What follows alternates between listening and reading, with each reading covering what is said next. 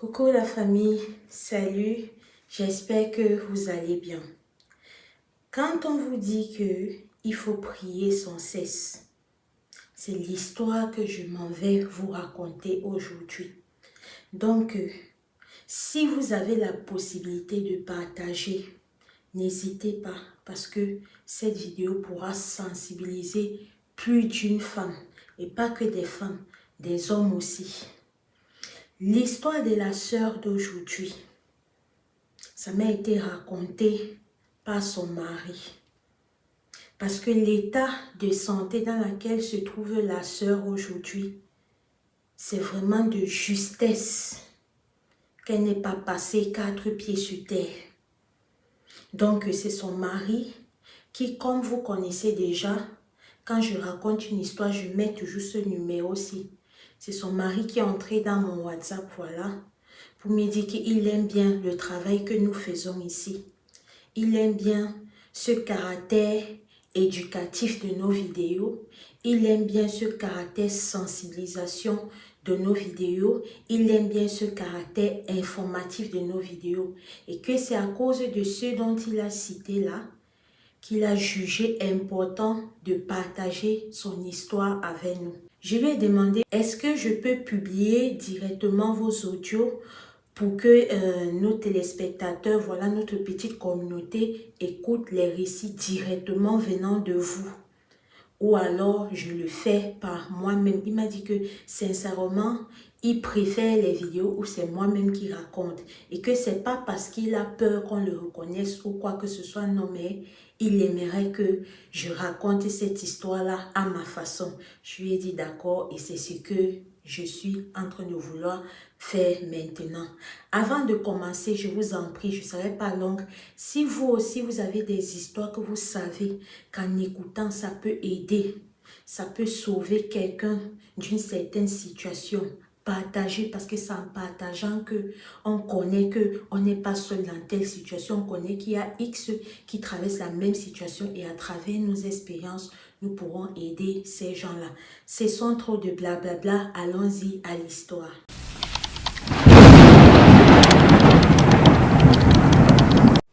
Alors, le frère me raconte que à l'époque des faits et même maintenant encore, ils vivent en France.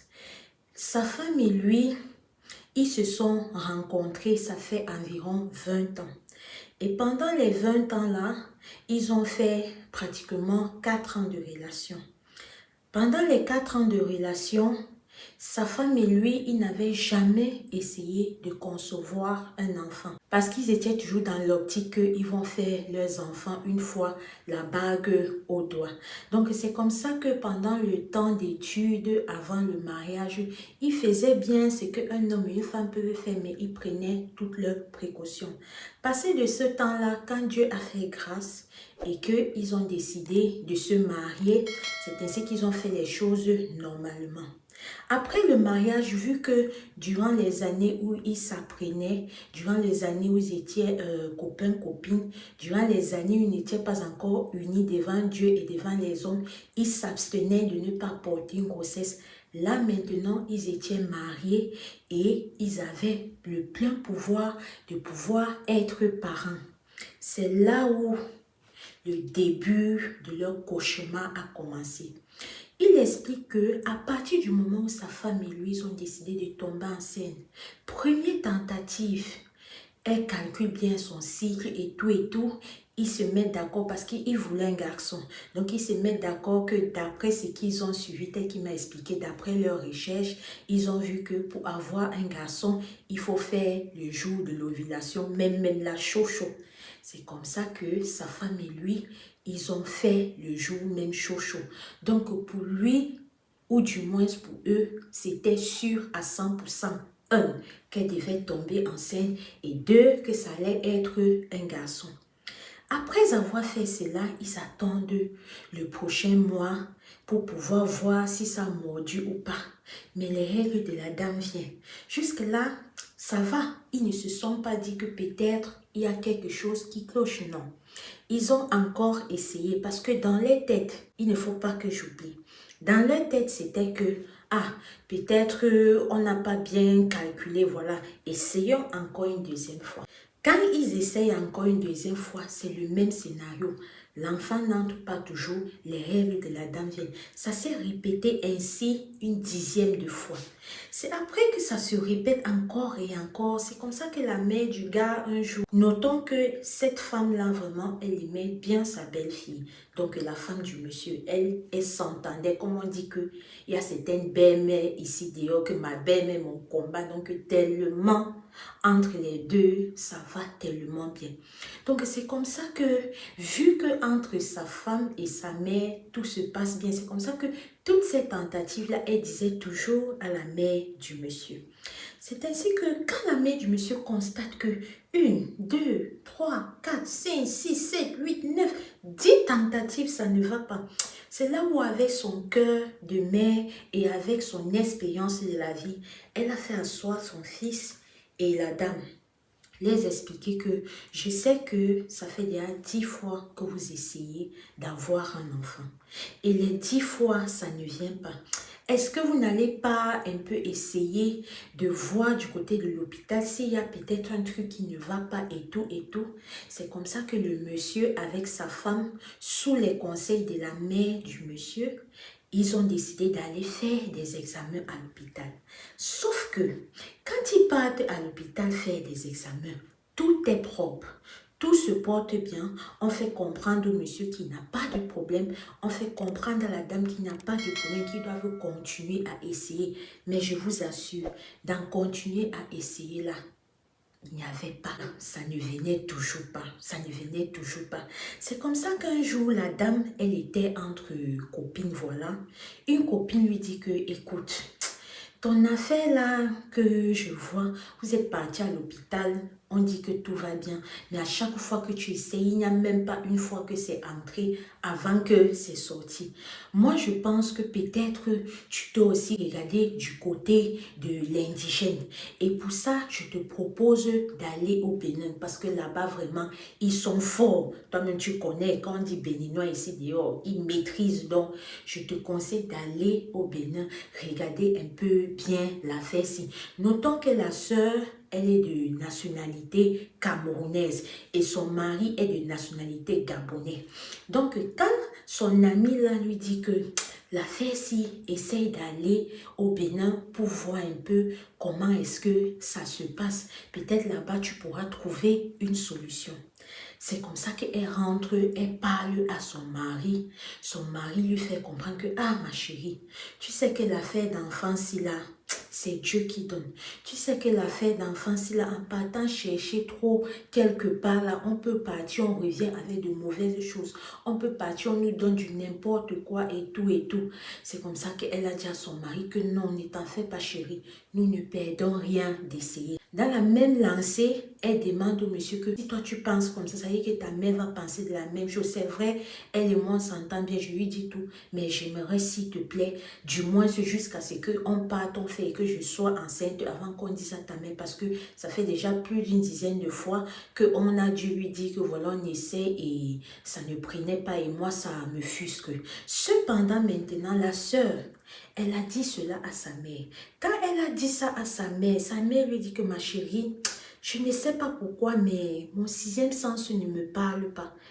Mon sixième sens ne me parle vraiment pas. Est-ce que tu ne peux pas encore patienter et continuer à rester en prière? C'est comme ça qu'elle dit que ouais, maman, regarde, toutes mes copines avec qui j'ai fréquenté, avec qui je travaille, les sœurs de mon mari, tout ça, elles ont déjà conçu. Moi, je suis là. Quand je marche en route, quand nous sommes dans le métro, dans le tram, je vois une mère avec ses enfants. Je sais toujours de guetter la face de mon mari. Je vois, même si c'est qu'il ne laisse pas passer ses sentiments, mais je sens que lui aussi, il aimerait être papa, même si ce n'est que d'un seul, que moi aussi, je veux avoir.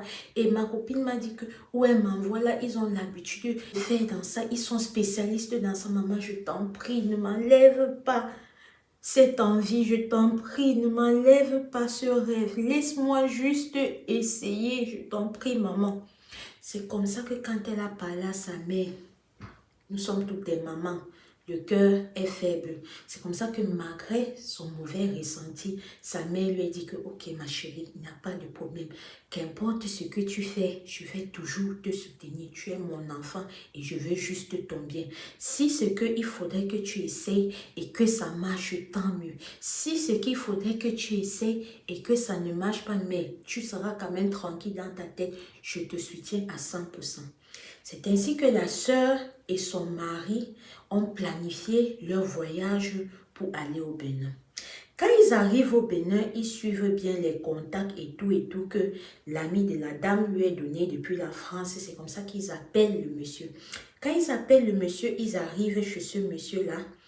Déjà, notons que où est-ce que le monsieur vivait, ce n'était pas en pleine capitale, non. Il était vraiment dans les villages là, donc dans les profondeurs du Bénin, il était vraiment là-bas.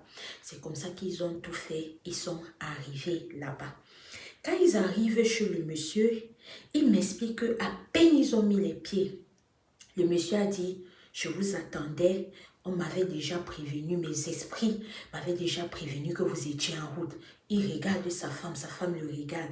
Le monsieur me fait comprendre qu'à cet instant-là, il était tellement content que, oh, un monsieur qui sait qu'on vient de loin comme ça veut dire que peut-être ce que la dame l'a dit est vraiment fort, qu'il en soit ainsi. C'est comme ça que sa femme et lui, ils décident d'entrer et de prendre place dans le petit temple du travail du monsieur. Une fois qu'ils ont pris place dans le temple du travail du monsieur, c'est comme ça que le monsieur leur a dit, ok, votre travail, je vais le faire en 3 jours. Et pendant ces 3 jours, vous voyez le gros arbre qui est là-bas dehors. L'arbre dont le monsieur montrait là-bas dehors, je ne sais pas si vous connaissez ça. Si vous connaissez, dites-le moi en commentaire, le baobab, l'arbre du baobab. C'est costaud comme ça, c'est gros comme ça, vraiment gros. Le monsieur lui a montré que vous voyez l'arbre qui est là-bas dehors. Pendant ces 3 jours, de minuit à 3 heures du matin, on va faire le contour de cet arbre. Pendant que je suis en train de parler, bref, vous allez faire le contour avec moi. C'est comme ça que le frère m'explique que premier jour, et s'il vous plaît, j'ai failli oublier, le contour de l'arbre qu'il devait faire là, il devait le faire en tenue d'Adam et Ève. Vous connaissez la tenue d'Adam et Ève, non, où je dois entrer dans les détails. Je sais que vous connaissez, ok. Il devait faire le tour là pendant 3 jours en tenue d'Adam et Ève, c'est-à-dire que le monsieur, le guérisseur là, le féticheur, en tenue d'Adam et Ève. La dame du monsieur qui nous raconte l'histoire en tenue d'Adam et Ève. Le monsieur lui-même en tenue d'Adam et Ève pendant 3 jours. Le premier jour de minuit à 3 heures, c'est comme ça qu'ils ont fait le tour. J'ai dit le gros baobab là, il faisait le tour de ça. Il me fait comprendre que le monsieur faisait des incantations que si c'est qu'on lui demande que c'était quoi, il dit que ma soeur, je ne connais pas. Moi, j'étais seulement là, on faisait ce qu'il nous disait. C'est pour ça que pendant qu'il tournait, le monsieur faisait les incantations. Le monsieur faisait les incantations. Le monsieur faisait les trucs. Est venu maintenant le 3e jour. Quand ils ont fini de faire le tour là maintenant, avant maintenant de pouvoir porter leurs habits, c'est comme ça que le monsieur a fait un petit truc de lavage. Il les a lavés, le monsieur et la dame. Il les a dit que quand vous rentrez à votre hôtel là aujourd'hui, parce que durant les 3 jours, ils étaient toujours dans le village là. Donc, quand ils ont fait ce qu'ils ont fait pendant 3 jours là, le dernier jour là, le monsieur a fait et ils se sont lavés. Il a dit que quand vous rentrez dans votre hôtel là, faites l'amour ce soir. Faites l'amour avant le lever du jour et vous auriez votre enfant. Le frère m'explique que c'est comme ça que ils ont pris le taxi qu'ils avaient aussi loué parce que étant tellement éloignés là, ils ne pouvaient pas se donner le luxe de dire que le taxi va partir et tout. Donc, leur taxi privé qu'ils avaient pris là était avec eux dans le village là. Donc, quand ils ont fini, le taxi les a ramenés à leur hôtel. C'est comme ça que sa femme et lui, ils se sont empressés à faire ce qu'un homme et une femme peuvent faire avant le lever du jour. Le frère m'explique que le lendemain, tout allait bien. Parce qu'ils ont pris chacun au travail 1 semaine de congé pour aller faire ce qu'ils avaient à faire. Donc, vu que tout ça était fini en 4 jours en général, à partir du jour où ils sont arrivés, les 3 jours de traitement, et comme ils sont rentrés à la fin du 3e jour là, pour faire les way avant 6 heures. Donc, ils avaient encore le temps. C'est comme ça qu'ils sont restés à l'hôtel. Le monsieur m'explique que quand ils sont rentrés à l'hôtel là, parce qu'ils avaient encore environ, je pense, 3 jours avant de partir, le premier jour, il a constaté que À certaines heures de la nuit vraiment tardive, les corbeaux, je vous en prie, partagez cette vidéo. Elles sont plusieurs là dehors qui ont besoin d'enfants. Elles sont plusieurs là dehors qui, à l'instant où je vous parle, maintenant sont prêtes à tout pour avoir un enfant. Je vous en prie, aidez certaines soeurs, aidez certains frères. Ça ne vous coûte rien. C'est seulement un partage. Likez la vidéo et commentez-la. Donc, comme je disais, le monsieur m'explique qu'il observe que le lendemain, à partir des heures très tardives, les corbeaux sont à leur fenêtre. C'est comme si c'était un festival des corbeaux. C'est comme si c'était un festival de danse des corbeaux en plein milieu de la nuit. C'est passé. Le jour qui suivait, le même scénario s'est répété, c'est passé. Le dernier jour, c'est-à-dire le dernier nuit au Bénin, le même scénario s'est répété, c'est passé. Quand la soeur et le monsieur rentrent maintenant ici, la mère de la fille appelle maintenant la soeur que mais tu ne m'as même pas expliqué comment est-ce que ça s'est passé là-bas. C'était comment? C'est là où elle fait un peu un débriefing à sa mère de tout ce que j'ai eu à vous raconter. Quand elle explique à sa mère, elle constate que sa mère est un peu... Quand elle explique à sa mère, elle constate que sa mère n'est pas très gaie. Sa mère n'est pas très joyeuse. Elle demande à sa mère que, mais maman, oh, je suis désolée. Elle demande, j'ai les larmes parce que la suite de cette histoire, vraiment restez connectés, ça va aller vite. Elle demande à sa mère que, mais maman, pourquoi est-ce que je t'explique comment était mon voyage, comment s'est passé le travail là-bas, mais je me rends compte que tu n'es pas fière pour moi et tout et tout. C'est là où sa mère lui dit que ma chérie, tu sais, c'est vrai que nous sommes tous africains. C'est vrai que la signification d'une chose chez nous ici au Cameroun peut ne pas être la même signification au Bénin, au Gabon, en Côte d'Ivoire, au Burkina et partout d'autres en Afrique. Elle demande à sa mère que, mais maman, qu'est-ce que tu veux me faire comprendre par là? C'est là où sa mère lui dit que généralement, nous ici au Cameroun, quand il s'agit des gros arbres de baobab là, ce n'est pas bien. Quand il s'agit de faire des travaux autour de ça, il y a des heures de la nuit. Et comme tu m'as expliqué là, ce n'est pas bien, ça ne va pas. C'est comme ça qu'elle essaie de mettre sa main en confiance que non, maman, n'aie pas peur, n'aie pas peur. Ma copine qui m'a envoyé là-bas, même le monsieur m'a dit qu'il a l'habitude de faire ça. Il m'a même montré les photos de certaines femmes qu'il a aidées comme ça, avec leur enfant et tout et tout. Maman, n'aie pas peur. Je sais que dès le départ de cette aventure, ça ne t'arrangeait pas, mais n'aie pas peur pour moi. Ça va aller, maman, ça va aller. Je suis rentrée, regarde, je suis en bonne santé et tout et tout. C'est comme ça qu'elle a causé avec sa mère dès son arrivée. Le monsieur m'explique qu'ils sont restés et passé à peu près 3 semaines et demie. C'est ainsi qu'ils n'ont pas vu les règles de sa femme. Bien évidemment, leur première réaction était de s'empresser, aller acheter un test de grossesse pour regarder. Quand ils partent acheter le test de grossesse, et très tôt le lendemain matin, elle fait un test d'urine, voilà, elle voit 2 barres. Elle est enceinte. Je vous assure, le monsieur, en me racontant l'histoire, cette partie, si je me reproduis sans m'en rendre compte, parce qu'il a effectivement souri aussi à cette partie-là. Donc, le monsieur me fait comprendre qu'ils étaient très contents, mais tellement il voulait y croire et ne pas se tromper que sa femme et lui, ils ont décidé de prendre un jour de férié au travail pour aller faire les examens à l'hôpital.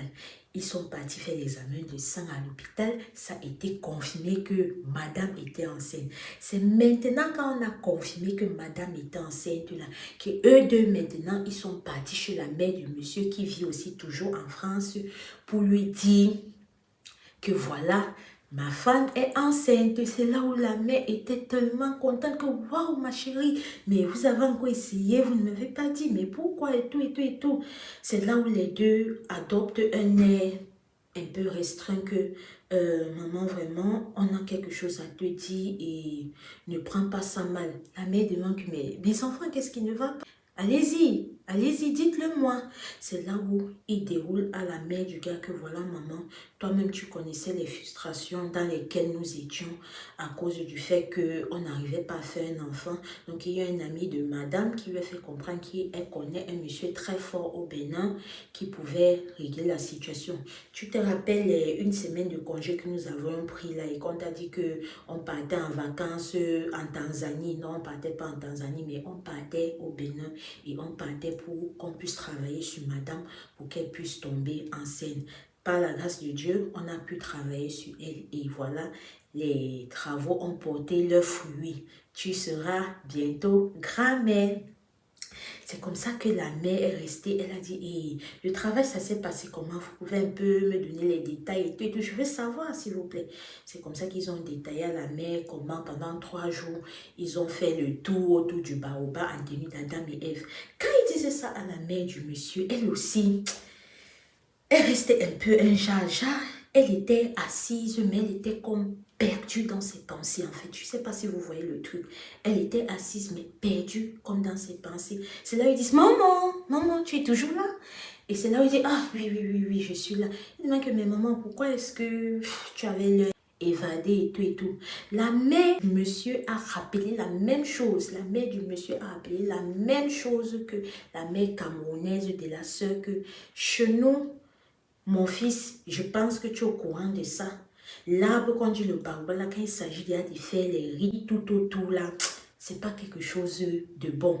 Comme avec la mère de la sœur, ils ont vraiment rassuré la mère du monsieur que maman vraiment ne prend pas mal, tout va aller, nous sommes revenus en santé et tout et tout. Jusqu'ici, ils ont omis de dire à la mère de la sœur et à la mère du monsieur que quand ils ont fini les 3 jours de traitement, qu'ils sont rentrés, les 3 jours qu'il les restait avant de rentrer ici, que à des heures vraiment du milieu de la nuit, il y avait une danse de festival de corbeaux.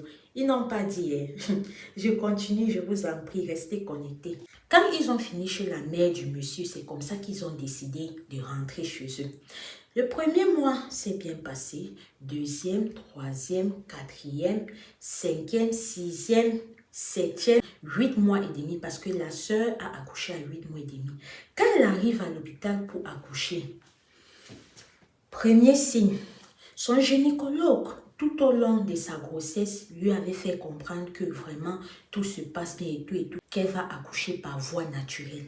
Et quand elle arrive à l'hôpital le jour de l'accouchement, contraction sur contraction, mais les os ne se baissent pas.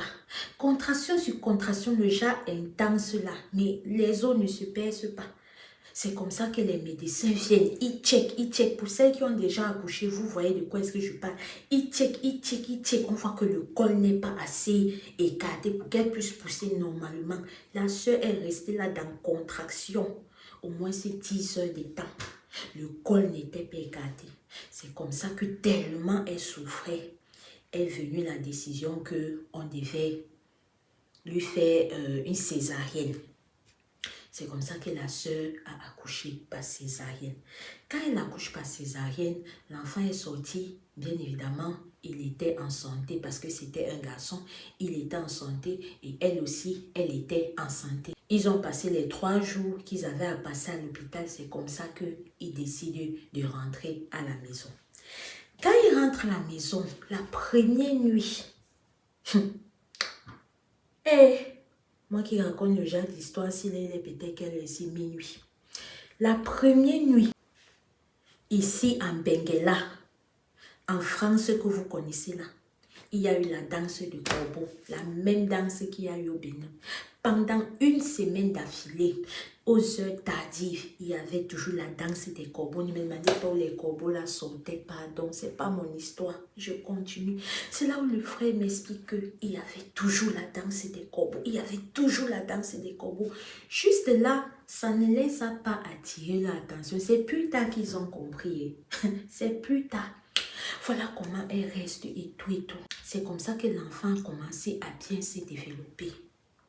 Quand l'enfant atteint maintenant l'âge de 3 ans, hey, maladie sur maladie, maladie sur maladie, maladie sur maladie. C'est-à-dire le genre de maladie que quand on te dit qu'un enfant de 3 ans a, Tu restes comme ça, tu regardes, ton cœur te fait mal. Ton corps te touche. Le monsieur m'explique que ma soeur, la joie qu'on avait d'être parents, quand notre enfant, notre fils a eu 3 ans, c'est devenu un cauchemar à yeux ouverts. Un cauchemar, c'est-à-dire que parfois on se disait que on dormait et qu'on va se réveiller, mais hélas, nous étions déjà réveillés. C'est là où il m'explique que toutes leurs économies qu'ils avaient, c'est parti sur les maladies de l'enfant. Toutes les économies qu'ils avaient, c'est parti sur la maladie, les maladies de l'enfant. Chaque temps, chaque temps, chaque temps. L'enfant, tu vas soigner aujourd'hui. 1 mois plus tard, c'est un autre schéma qui vient. Tu soignes le schéma là. 2 mois plus tard, c'est ceci. Donc, c'est comme si c'était seulement une succession de cas sur cas, cas sur cas. Jusque-là, est-ce qu'ils avaient fait le lien? Non. Un jour maintenant, c'est la mère de la sœur qui est en Afrique. Une femme vraiment très prieuse. Elle est partie à l'église. Quand elle rentrait, c'est là où son pasteur l'appelle. Lui dit que à travers toi, je vois qu'il y a une situation qui ne va pas dans ta famille. À travers toi, je vois trop d'ombres noires. Je vois trop d'ombres noires. Est-ce que tu as un de tes enfants qui a accouché il y a moins de 5 ans? C'est là où la mère dit que oui, pasteur. J'ai ma fille qui est en France, là-bas, qui est mariée. Elle a accouché et son enfant a 3 ans. C'est là où le pasteur lui dit que fais tout pour que ta fille descende ici. Parce que si elle ne descend pas ici, vous allez la perdre. Il dit ça, il veut partir. La mère de la fille court derrière lui que ouais papa, comment vous me dites un truc comme ça et vous partez seulement, je vous en prie, pour l'amour de Dieu, donnez-moi plus de détails. C'est là où le pasteur lui dit, suis-moi dans mon bureau. Quand il part de lui, le pasteur entre avec elle, il ferme la porte. Il lui dit que au fait, je ne voulais pas vous alarmer, mais je me dois de vous dire ce que le Seigneur m'a révélé quand je vous ai vu aujourd'hui. C'est là où il dit à la mère que l'enfant que votre fille a accouché, c'est un enfant mystique. L'enfant que votre fille a accouché, c'est un esprit qu'on allait prendre à l'au-delà pour mettre dans son ventre. Et la mission de cet esprit est d'abord de les ruiner et de 2, de les emporter. C'est là où la mère lui dit que, hé, pasteur, l'enfant là, depuis qu'il a eu 3 ans, maladie sur maladie, maladie sur maladie, maladie sur maladie. Il dit que ma soeur, je sais, vous n'avez pas besoin de me dire, je vois ça à travers vous, je sais. Et comme je vous ai dit, faites tout pour que votre fille, son mari et cet enfant descendent ici. Je dois prier sur eux parce qu'on m'a dit que c'est ma mission. Elle dit que, hé, pasteur, je vais tout faire. Et ils vont descendre ici. Quand la mère sort du bureau du pasteur, c'est comme ça qu'elle appelle sa fille. Ça sonne, sa fille ne décroche pas. Elle appelle le mari, ça sonne, ça ne décroche pas. Est-ce que vous savez que... Est-ce que vous savez que la mère a essayé sur tous les réseaux pendant au moins une semaine à joindre sa fille, son beau-fils, ça n'allait pas. J'ai dit sur tous les réseaux, que ce soit un appel direct, que ce soit sur Facebook, TikTok, Snap. La mère a essayé tout ça. Ça n'allait pas. Toute personne qui essayait d'entrer en contact avec eux, ils n'arrivaient pas à les avoir. Mais comme on dit que non, il y a certaines choses que quand toi-même tu es innocent ou que tu allais prendre de manière naïve, Dieu là vraiment te sauve dans ça. Ne me demandez pas le comment du pourquoi, tel que le frère m'a expliqué. Après une semaine, c'est comme ça qu'on a pu joindre la femme du monsieur. C'est là où elle explique que mes enfants, qu'est-ce qui ne va pas? Depuis une semaine, n'importe qui, on essaye de vous joindre, on n'arrive pas. C'est comment? Donc même chez vous, chez les blancs là-bas, vous avez les problèmes de réseau et tout ça comme nous ici là. C'est là où le frère me dit que sa femme lui était dépassée, que mais comment? On n'a même pas eu un jour ici qu'on était sans réseau. On a la connexion H24. C'est là où maintenant la mère explique à sa fille et à son gendre que j'étais à l'église il y a une semaine. Mon pasteur m'a dit si, ça, si, ça, si, ça. Je vous en prie. Vous voyez comment vous allez venir ici en Afrique. C'est comme ça là que dans la foulée, il parvient à trouver un billet d'avion. Quand il trouve le billet d'avion maintenant, il descend au pays avec l'enfant. Je vous assure que comme ils sont arrivés dans la nuit là, ils n'ont même pas dormi chez la mère de la soeur. Parce que le pasteur avait dit que comme ils mettent les pieds là, ne les amène nulle part que chez moi. Parce que si tu les amènes ailleurs, l'enfant là va finir avec eux avant qu'ils n'arrivent. Donc c'est comme ça que, comme ils sont arrivés là, ils sont directement allés chez le pasteur. Quand ils arrivent chez le pasteur, on veut que l'enfant entre, l'enfant refuse d'entrer. On veut que l'enfant entre, l'enfant, c'est-à-dire que le monsieur m'explique que la force que cet enfant de 3 ans avait, pour ne pas qu'on le maîtrise, pour le faire entrer dans l'église là, que lui-même qui est un monsieur avancé, il n'a jamais vu le genre de force là chez un enfant de 3 ans. Donc l'enfant là pouvait avoir la force même de 100 tonnes musculé, bien dodu sur lui. On peut faire ça. C'est comme ça qu'ils ont usé de toutes les forces, là, tous les stratagèmes, à mener l'enfant dedans. Quand on amène l'enfant dedans, l'enfant commence à crier. C'est comme ça que le frère et la soeur, la mère de la soeur, et c'est un de ses frères, et c'est un membre d'église, ils prennent peur. Le pasteur dit que non, ne prenez pas peur. C'est là où le pasteur explique encore tout ce qu'il avait déjà eu à expliquer à la mère de la soeur. Il regarde l'enfant. C'est là où il a dit que je vais faire une série de prières sur cet enfant. C'est là où il a dit qu'on attache l'enfant. Quand on a commencé à vouloir attacher l'enfant, vu qu'il se débattait, c'est comme ça qu'il pleure, il appelle sa mère, il appelle son père, que ne me laissez pas, pardon, je ne veux pas qu'il m'attache. Le pasteur a dit au frère et à sa femme que je suis désolé de vous dire, mais l'enfant que vous voyez là n'est pas votre enfant. L'enfant que vous voyez là, c'est parce que vous avez les yeux normaux que vous voyez que c'est l'enfant, mais ce que je vois là, ce n'est pas votre enfant. Et je vous dis que à la suite de ces prières, là, il va seulement rip, il va partir. Donc, soyez prêts psychologiquement. C'est comme ça que la soeur et le frère ont commencé à pleurer.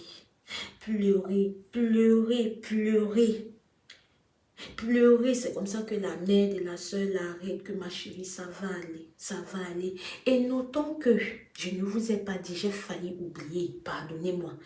Quand la mère de la soeur n'arrivait pas à la joindre comme ça là, c'est comme ça que la soeur aussi de ce côté-là, elle commençait déjà à faire des rêves bizarres, des rêves où on lui mettait 4 pieds sur terre, les trucs comme ça. Et c'est comme ça qu'au quotidien, elle était toujours fatiguée, C'est comme si quand elle dormait, elle voyait toujours comment on est en train de la poursuivre, on veut seulement finir avec, donc psychologiquement, émotionnellement et tout, elle était déjà dans un autre niveau. Revenons à l'histoire. Quand on a attaché l'enfant, c'est comme ça qu'on a commencé à faire les prières. Quand on fait les prières, c'est comme ça que l'enfant, la voix de l'enfant a d'abord changé. Que je ne parle pas. Vous êtes qui pour vouloir me faire partir? Je ne parle pas. Vous êtes qui? Machin. C'est comme ça que le pasteur a commencé à prier au nom de Jésus-Christ, le feu, tout ça. Il dit au pasteur que ma mission était ici, là, de finir avec leurs finances. Ma mission était de prendre leurs 2 ans pour partir avec. C'est pour ça qu'on est venu me chercher. C'est ma mission qui m'a été donnée. Et tant que je ne fais pas ça, je ne pars pas. Le pasteur prie. À un moment donné, il revient encore l'enfant qu'il était. Maman, papa, ne lui laissez pas me faire partir. Je ne veux pas partir. À un moment donné, il revient encore. Il parle.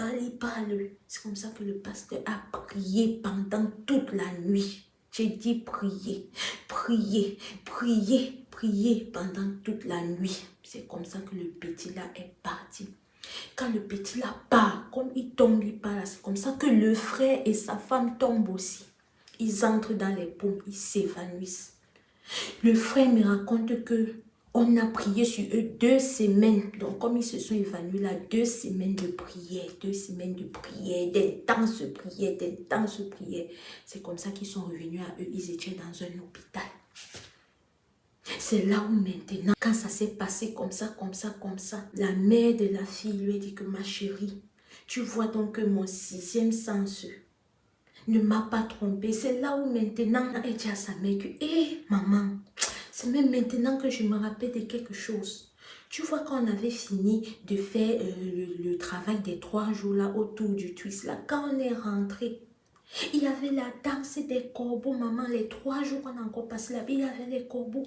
Quand on est même rentré et que j'ai accouché l'enfant, il y avait les corbeaux, les corbeaux.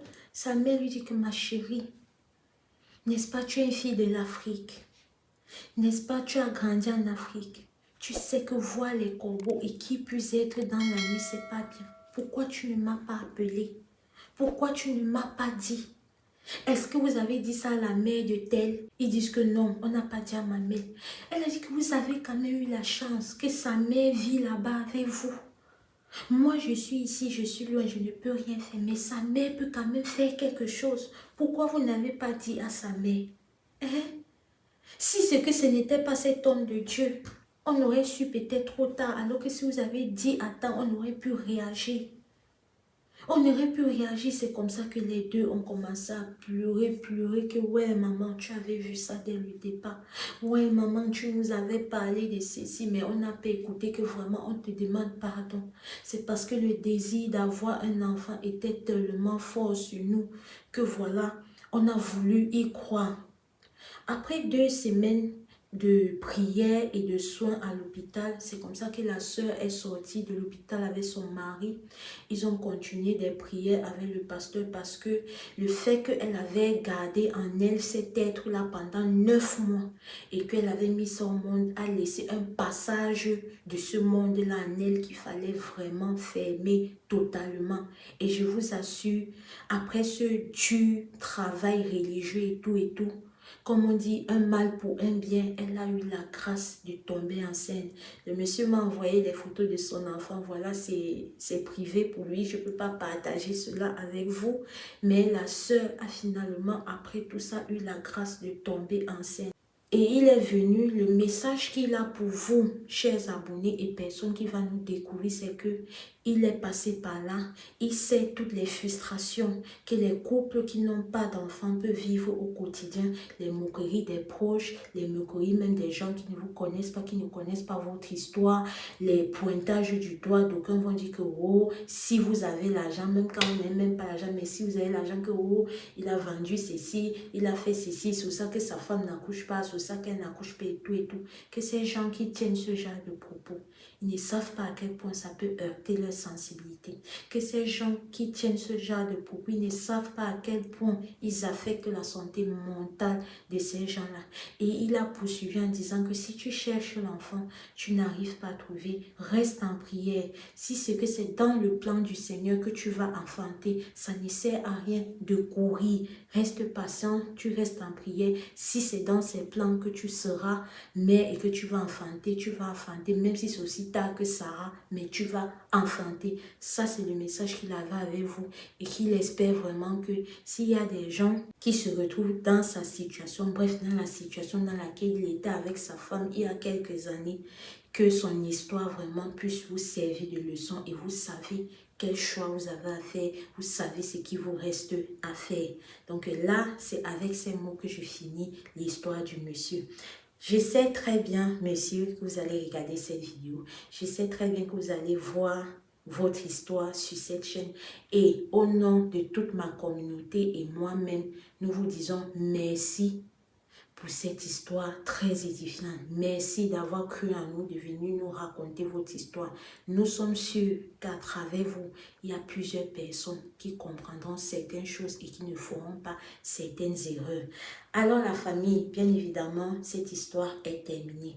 Je vous implore, ou du moins je vous en prie, si vous aussi vous avez des histoires vraies, et ou mystique que vous pensez un seul instant que ça peut aider votre prochain, que vous pensez un seul instant que ça peut apporter de la valeur ajoutée à votre prochain, je vous en prie, entrez dans notre WhatsApp, écrivez-nous. Ça peut arriver que je suis peut-être occupée avec les enfants, je ne réponds pas là, mais je réponds toujours à moins de 24 heures. Je vous en prie, partagez vos histoires avec nous, ça peut aider. On ne sait pas.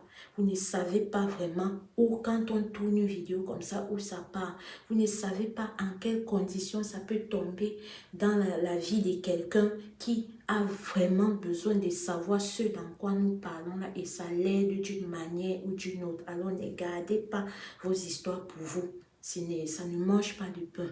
Je vous invite, quand on poste une vidéo, prouvez aux gens qui nous partagent leur histoire que vraiment vous êtes là, vous écoutez et que ça vous aide à travers un like, à travers un commentaire et un partage. N'oubliez pas d'activer votre cloche de notification pour ne rater aucune de nos publications futures parce que, comme j'ai toujours l'habitude de le dire sur cette chaîne, si l'histoire d'aujourd'hui ne te concerne pas, l'histoire de demain peut te concerner ou celle d'après-demain. Ce qui est sûr, tu trouveras toujours ton compte, même si ce n'est pas pour toi-même, pour un membre de ta famille, pour un proche, une connaissance. Activez votre cloche de notification et si vous nous suivez que vous n'êtes pas encore abonné, cliquez juste sur le bouton s'abonner. Ça ne mange pas de pain et ça ne vous coûte rien. Quant à moi, je vous dis un bonjour ou un bonsoir en fonction de où est-ce que vous me regardez. Pourquoi bonjour, pourquoi bonsoir? Parce que ceux qui sont en Europe peuvent voir la vidéo en même temps. Ceux qui sont au Canada, en Amérique, là-bas, voilà, ils peuvent voir peut-être dans la nuit parce qu'on a des différentes heures. Et n'oubliez pas de prier sans cesse, de rester prudent parce que le dehors est miné. Au revoir la famille. Merci à vous tous pour vos commentaires. Au revoir.